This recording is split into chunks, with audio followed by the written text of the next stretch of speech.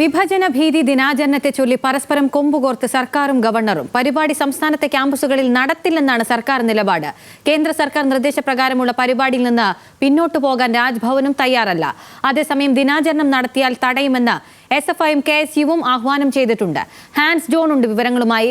Hans, പരിപാടി നടത്തില്ലെന്ന ഉറച്ച തീരുമാനത്തിലാണ് സർക്കാർ, നടത്തുമെന്ന തീരുമാനത്തിലാണ് രാജ്ഭവൻ. പ്രതിഷേധവുമായി KSUവും SFIയും എന്തായാലും രംഗത്തെത്തും. എന്തൊക്കെയാണ് വിവരങ്ങൾ?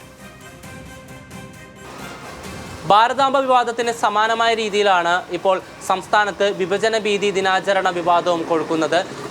കേന്ദ്ര സർക്കാരിന്റെ നിർദ്ദേശപ്രകാരം ഗവർണറാണ് സംസ്ഥാനത്തെ സർവകലാശാല VCമാർക്ക് ഇത്തരത്തിൽ ഓഗസ്റ്റ് 14-ന് വിഭജന ഭീതി ദിനാചരണം നടത്തണമെന്നാവശ്യപ്പെട്ട് നിർദ്ദേശം നൽകിയത്. ഇതിനു പിന്നാലെ കേരള സർവകലാശാല, കണ്ണൂർ, KTU, കുസാറ്റ് VCമാർ ഇത്തരത്തിൽ പരിപാടി നടത്തണമെന്ന് ആവശ്യപ്പെട്ടുകൊണ്ട് സർവകലാശാലയ്ക്ക് കീഴിലുള്ള കോളേജുകൾക്ക് നിർദ്ദേശം നൽകി. മറ്റ് സർവകലാശാല VCമാരും രജിസ്ട്രാർമാർക്ക് കത്ത് കൈമാറിയിരുന്നു. പക്ഷേ ഇത്തരത്തിലൊരു പരിപാടി സംസ്ഥാനത്തെ ക്യാമ്പസുകളിൽ നടത്തണ്ട എന്ന ഉറച്ച നിലപാടിലാണ് സംസ്ഥാന സർക്കാർ. ഇതിന്റെ ഭാഗമായിട്ടുള്ള പ്രതികരണങ്ങൾ മുഖ്യമന്ത്രിയുടെയും അതിനോടൊപ്പം തന്നെ ഉന്നത വിദ്യാഭ്യാസ മന്ത്രിയുടെയും ഭാഗത്തു നിന്ന് വന്നിരുന്നു. പക്ഷേ ഏറ്റവും നിർണായകമായ ചോദ്യം നാളെ സംസ്ഥാനത്ത് ഏതെങ്കിലും ക്യാമ്പസുകളിൽ ഇത്തരത്തിൽ പരിപാടി നടക്കുമോ എന്നുള്ളതാണ്. കാരണം ഇത്തരമൊരു പരിപാടി നടത്തി കഴിഞ്ഞാൽ SFIയും KSUവും ആ പരിപാടി തടയും എന്ന് ആഹ്വാനം ചെയ്തിട്ടുണ്ട്. അതുകൊണ്ട് തന്നെ ഇങ്ങനെ ഒരു വിഭജന ഭീതി ദിനാചരണം ഏതെങ്കിലും ക്യാമ്പസിൽ നടത്തിക്കഴിഞ്ഞാൽ KSUവും ഈ വിദ്യാർത്ഥി സംഘടനകൾ തടയുകയും വലിയ സംഘർഷത്തിലേക്ക് കാര്യങ്ങൾ പോകാനുള്ള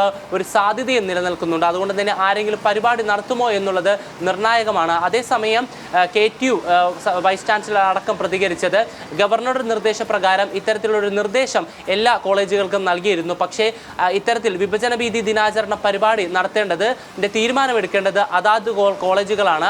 ആ കോളേജ് മാനേജ്മെന്റുകളുടെ തീരുമാനത്തിന്റെ അടിസ്ഥാനത്തിൽ പരിപാടി നടത്താമെന്നാണ് നിലവിൽ എല്ലാ VCമാരും പ്രതികരിച്ചിരിക്കുന്നത്. എന്തായാലും ഈ വിഷയവുമായി ബന്ധപ്പെട്ട് ഗവർണർ സർക്കാർ പോര് വീണ്ടും കണക്കുകയാണ്. ഗവർണറുമായി ഇനിയൊരു അനുരഞ്ജന ചർച്ച ഉണ്ടാകില്ലെന്നടക്കം ഉന്നത വിദ്യാഭ്യാസ മന്ത്രി വ്യക്തമാക്കിയിട്ടുണ്ട്.